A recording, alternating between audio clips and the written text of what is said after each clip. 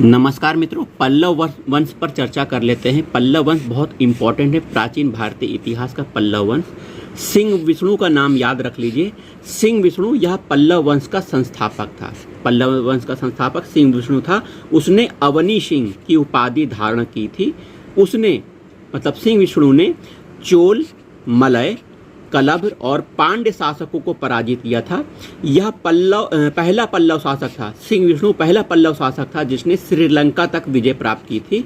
तो पल्लव वंश के बारे में आपने जाना कि सिंह विष्णु पल्लव वंश का संस्थापक था जिसने अवनी सिंह की उपाधि धारण की थी और उसने चोल, मलय, कलभ और पांड्य शासकों को पराजित किया था। पल्लव वंश के महान प्रतापी राजा महेंद्र वर्मन पर चर्चा कर लेते हैं। महेंद्र वर्मन प्रथम, जो कि 600 से 630 इनका शासनकाल है, वह पल्लव वंश का महेंद्र वर्मन प्रथम पल्लव वंश का महानतम शासक था। ठीक है, बहुत ही विद्वान शासक था महेंद्र वर्मन। उसने कुछ उपाधियां धारण की थी, जैसे मत्तविलास। मत्तविलास उपाधि महेंद्र वर्मन की है। विचित्र चित्र महेंद्र वर्मन की उपाधि है। गुणभर महेंद्र वर्मन की उपाधि है। चित्रकार पुली महेंद्र वर्मन की उपाधि है।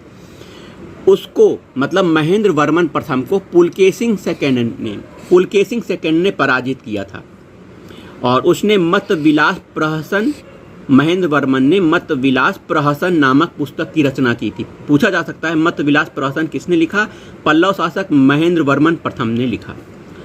ठीक है, प्रारंभ में वह जैन धर्म का अनुयायी था और बाद में वह संत अप्पर के प्रभाव से आकर शैव धर्म में को धारण कर लेता है। तो पूछा जा सकता है कि कौन प्रारंभ में जैन धर्म का अनुयायी था, बाद में वह शैव धर्म को अपना लिया।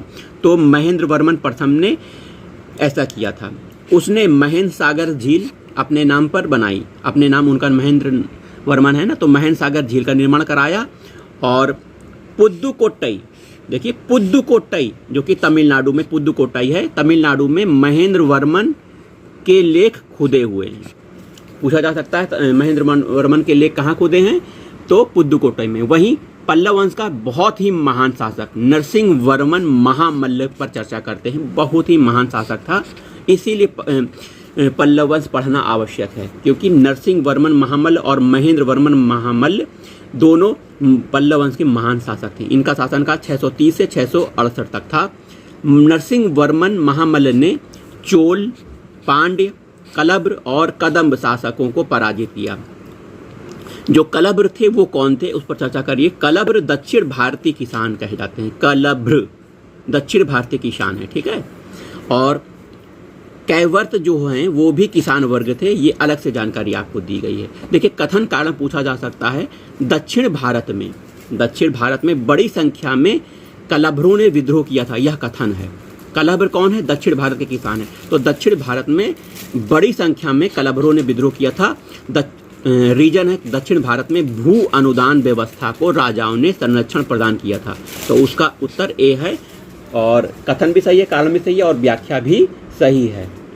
भूदान आंदोलन को जब राजाओं ने संरक्षण दिया तो भू अनुदान व्यवस्था को राजाओं ने जब संरक्षण दिया तो दक्षिण भारत के किसान, जिनको कलभ कहा जाता था, उन्होंने विद्रोह किया था। आइए नरसिंह वर्मन के बारे में और जानकारी प्राप्त करते हैं। नरसिंह वर्मन महामल्ल ने पुलकेशिन सेकंड के साथ एक युद्ध लड़ा था। प्रारंभ में वह पराजित हो गया था। नरसिंह वर्मन महामल्ल पराजित हो गया, लेकिन बाद में उसने पुलकेशिन सेकंड की हत्या कर दी और उसने वातापी कोंडा की उपाधि धारण की थी। वातापी कोंडा की उपाधि नरसिंह वर्मन महामल्ल ने धारण की थी। और नरसिंह वर्मन महामल्ल ने महाबलीपुरम का एक दूसरा नाम है मामल्लपुरम, एक नए नगर की स्थापना की थी। महाबलीपुरम या मामल्लपुरम एक नगर था जिसकी स्थापना नरसिंह वर्मन महामल्ल ने की थी। उसने महाबलीपुरम में एक बंदरगाह बनवाया था। नरसिंह वर्मन महामल्ल ने महाबलीपुरम में सप्त पगोड़ा, आपने दूसरे वीडियो में सप्त पगोड़ा के बारे में पढ़ा है। सप्त पगोड़ा का निर्माण करवाया था। सप्त पगोड़ा 7 एकात्मक मंदिर। ठीक है, वहीं अगला शासक परमेश्वर वर्मन प्रथम। इसके काल में संपूर्ण शांति बनी रही। न किसी ने इसके राज्य पर आक्रमण किया, न ही किसी राज्य पर इसने आक्रमण किया। उसने मनु और बृहस्पति द्वारा बताए नियम के अनुसार कार्य किया। इसके अभिलेखों में कली को दंडित करने वाला कहा गया है, अर्थात उसने वर्ण व्यवस्था को बनाए रखा। नंदीवर्मन थर्ड, उसके काल में विक्रमादित्य 6 और ने कांची पर आक्रमण किया था। विक्रमादित्य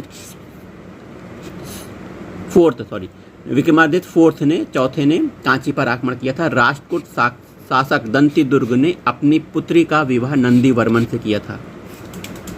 अपराजित लास्ट है, चोल शासक आदित्य चोल ने इसे टोंडमंडलम के युद्ध में पराजित करके इस वंश का अंत कर दिया था। तो अपराजित शासक था उस समय आदित्य चोल शासक था। चोल शासक आदित्य चोल ने पल्लव वंश पर आक्रमण किया और टोंडमंडलम के युद्ध में अपराजित को पराजित कर दिया। अपराजित पराजित हो गया और पल्लव वंश का अंत हो गया।